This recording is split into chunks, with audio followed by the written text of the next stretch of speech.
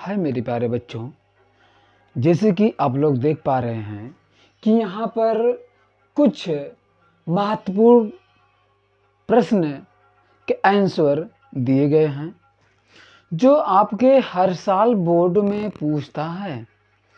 अलंकारों के बारे में आज हम लोग जानेंगे कि अलंकार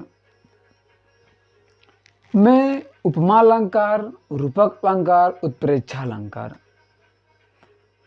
3 अलंकार क्लास 10th और 12th के बच्चों के लिए बहुत ही महत्वपूर्ण होने वाला है।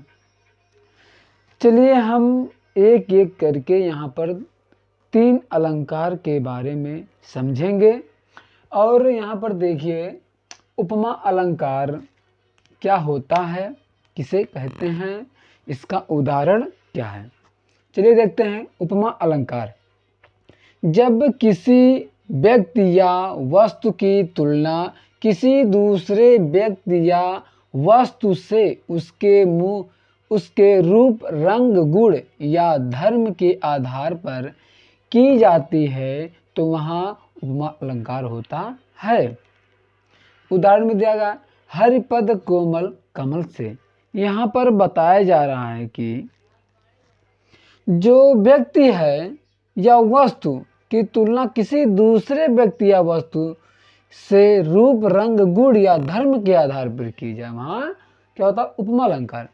जैसे कि हरिपद कोमल कमल से, यानी कि यहाँ पर बताया जा रहा है कि हरिपद या हरि मतलब होता है भगवान विष्णु, पद मतलब होता है पैर, कोमल माने कोमल है, कमल माने कमल, से माने से, यानी कि भगवान विष्णु का पैर कमल के समान क्या है, कोमल है। यहाँ पर भाव यही क्या हो रहा है, प्रकट किया जाता है, किया जा रहा है।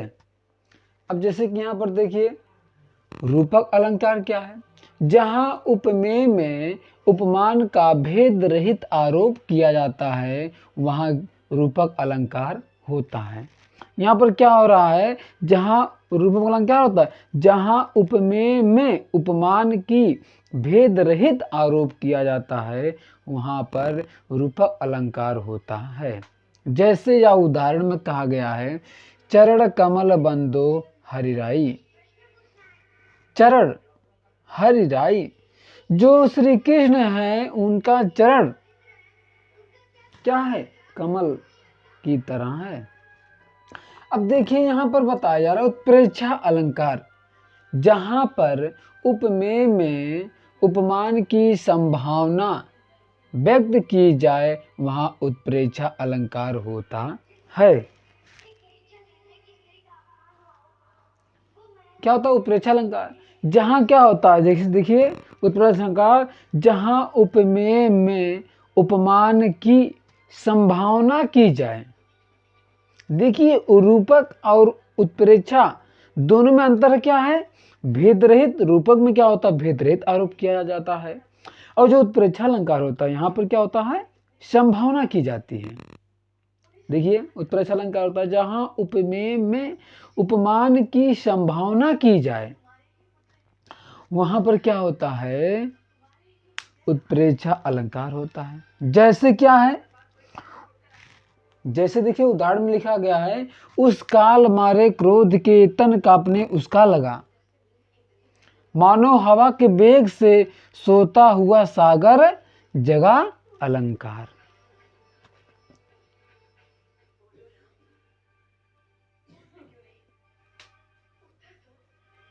क्या कहा, उस काल मारे क्रोध के तन कांपने लगा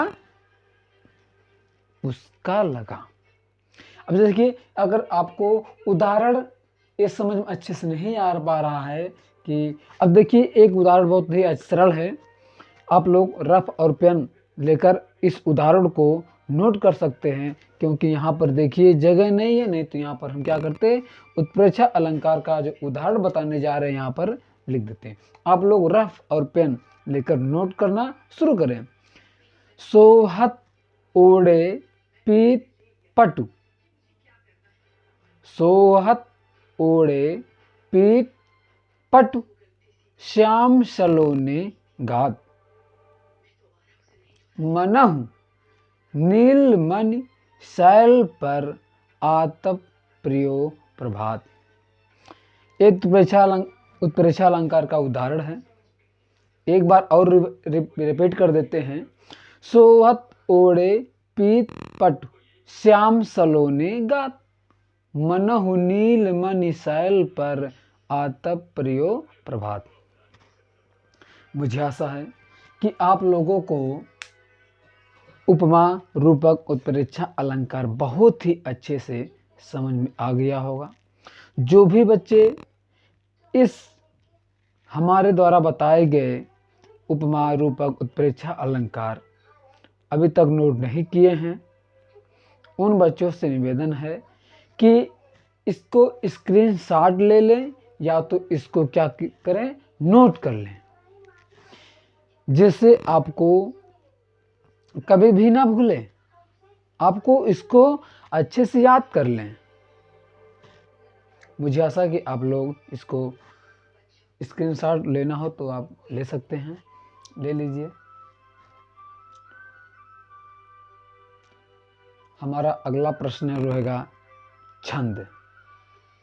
चलिए हम लोग क्या करते हैं, छंद को समझते हैं।